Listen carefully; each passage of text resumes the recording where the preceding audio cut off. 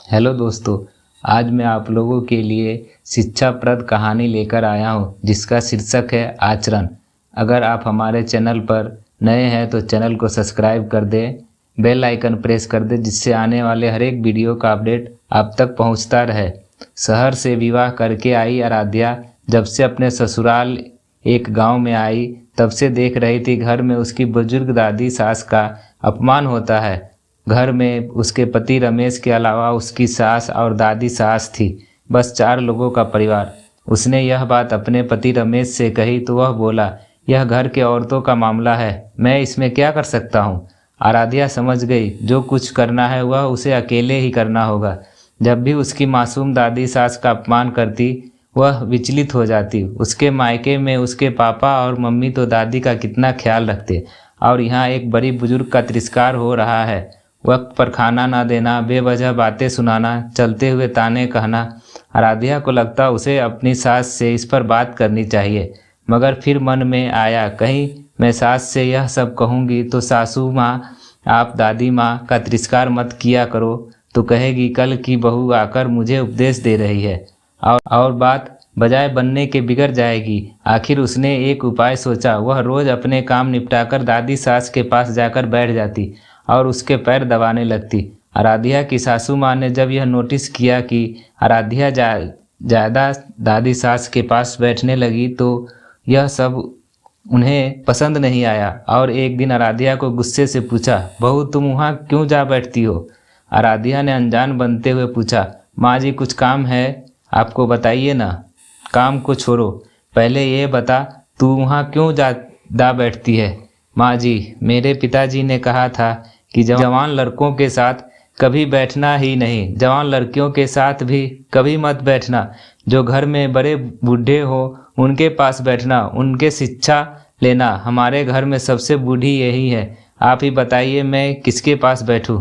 तुम्हारे पिताजी ने कहा था ये वहाँ के तौर तरीके हमारे घर नहीं चलेंगे, यहाँ तो हमारे तौर तरीके ही चलेंगे, समझी। माँ जी, मुझे भी यहाँ के तौर तरीके सीखना है, इसलिए तो मैं उनसे पूछती रहती हूँ कि मेरी सास आपकी सेवा कैसी करती है, ताकि मैं आपका भी। तो क्या कहा बुढ़िया ने। माँ जी, दादी बोल रही थी कि अगर मेरी बहू समय पर भोजन दे दे, मुझे ताने ना दे, तो मैं उसे ही सच्चा सेवा मान लूँ। अच्छा, तो तू भी कल ऐसा ही करेगी। अब मैं ऐसा नहीं करना चाहती हूँ, मगर मेरे पिताजी ने कहा कि बड़ों से ससुराल की रीति सीखना, जैसे वहाँ होता हो वैसा ही तुम्हें भी सीखकर करना होगा। आराध्या की बात सुनकर सास डर गई कि यह सब क्या है। यदि मैं अपनी सास के साथ जो बर्ताव करूँगी वही बर्ताव यह मेरे साथ करेगी तो ये तो कल मेरे बुढ़ापे में मेरे लिए खतरनाक हो सकता है। अचानक एक जगह कोने में मिट्टी के बर्तन इकट्ठे पड़े देखकर सास ने पूछा, बहू ये मिट्टी के बर्तन क्यों इकट्ठा कर रखे हैं। आराध्या ने कहा, आप दादी जी इसको ऐसे ही बर्तन में भोजन देती है, इसलिए मैंने पहले ही ये बर्तन जमा कर लिए हैं, ताकि कल। क्या मतलब, तू मुझे कल को मिट्टी के बर्तन में भोजन कराएगी। जी, आप ही ने तो थोड़ी देर पहले कहा कि यहाँ आपके यहाँ की रीति चलेगी। हमारे घर में तो बड़े बुजुर्गों को आदर से अच्छे बर्तन में खाना परोसते हैं। अरे यह कोई रीति थोड़ी है। तो फिर आप दादी सास को इन बर्तनों में खाना क्यों देती हो। माँ जी, वो तो इसलिए कि थाली कौन मांजेगा, थाली तो मैं मांज दूंगी।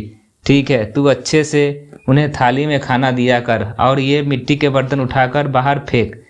अब बूढ़ी दादी जी को थाली में भोजन मिलने लगा, लेकिन आराध्या ने नोटिस किया सबको भोजन देने के बाद जो बाकी बचे वह खिचड़ी की खुरचन बची दाल दादी माँ को दी जाती थी। आराध्या एक दिन ऐसे खाने को हाथ में लाकर देखने लगी तो सास ने पूछा, क्या देख रही हो बहू। माँ जी, मैं देख रही हूँ कि बड़ों को भोजन कैसा दिया जाता है, ये भी तो एक रीति होगी। ऐसा भोजन देने की कोई रीति थोड़ी है। मतलब, तो फिर आप दादी जी को ऐसा भोजन क्यों देती हो, और बूढ़ों को पहले भोजन कौन देता है। आप आज्ञा तो दो, मैं दे दूंगी। अच्छा ठीक है, तू पहले दादी को भोजन दे दिया कर, अच्छी बात है। अब बूढ़ी दादी जी को बढ़िया भोजन मिलने लगा। रसोई बनते ही आराध्या ताजी खिचड़ी, ताजा पुल्का, दाल साग ले जाकर दादी सास जी को दे देती। दादी माँ, जी तो मन ही मन आशीर्वाद देने लगी। दादी माँ जी दिन भर एक खटिया में पड़ी रहती और वह खटिया भी लगभग टूटी हुई थी। उसमें से बंदरवार की तरह मुंह नीचे लटकती थी। आराध्या ने उसे बड़े गौर से देखा तो यह सब देख रही उसकी सासू माँ बोली, अब क्या देख रही हो? माँ जी, देख रही हूँ कि बड़ों को खाट कैसी दी जाती है। अरे नहीं, तुम गलत समझ रही हो। बड़ों को ऐसी खाट थोड़ी ही दी जाती है, यह तो टूट जाने से ऐसी हो गई है। अच्छा, तो दूसरी क्यों नहीं बिछा देती? एक काम कर, तू बिछा दे दूसरी। अब बूढ़ी दादी के लिए निवार की खाट लाकर बिछा दी गई। एक दिन कपड़े धोते समय आराध्या दादी जी के कपड़े देखने लगी। कपड़े छलनी हो रहे थे। कपड़ों को गौर से देख रही आराध्या को उसकी सासू माँ ने कहा, अब क्या देख रही हो बहू? देख रही हूँ बूढ़ों को कपड़ा कैसे दिया जाता है। फिर वही बात, अरे कपड़ा ऐसे थोड़ी ही दिया जाता है, यह तो पुराने होने पर ऐसा हो जाता है। तो फिर वही कपड़ा रहने दे क्या, तू बदल दे। आराध्या ने मुस्कुरा कर दादी माँ के कपड़े, चादर, बिछौने आदि सब बदल दिए। उसकी चतुराई से बूढ़ी दादी माँ का जीवन सुधर गया। दोस्तों, यह सब बातें आपको पुराने ज़माने की लग रही होगी। ये सच भी है, क्योंकि आजकल तो बहू मुंहफट होकर सामने के विरोध कर सकती है ऐसी गलत रीतियों का, तौर तरीकों का। मगर यह वीडियो बनाने का असल मकसद आपको यह बताने का था, कहने भर से ही असर नहीं पड़ता, बल्कि आचरण का असर पड़ता है। जैसे आपको करते हुए देखकर लोग को सीखने का मौका मिलता है, अपने वर्तमान में अपना भविष्य देखने का। असल में जैसा बोओगे वैसा काटोगे, यह तो समझदार बहू ने समझा दिया। मगर यदि आप समझना ही नहीं चाहते तो कल होने वाली आपकी परिस्थितियाँ आप वर्तमान में ही तय कर सकते हैं। आपका एक फॉलो हमें अश्लीलता से रहित कहानी बनाने की शक्ति देता है।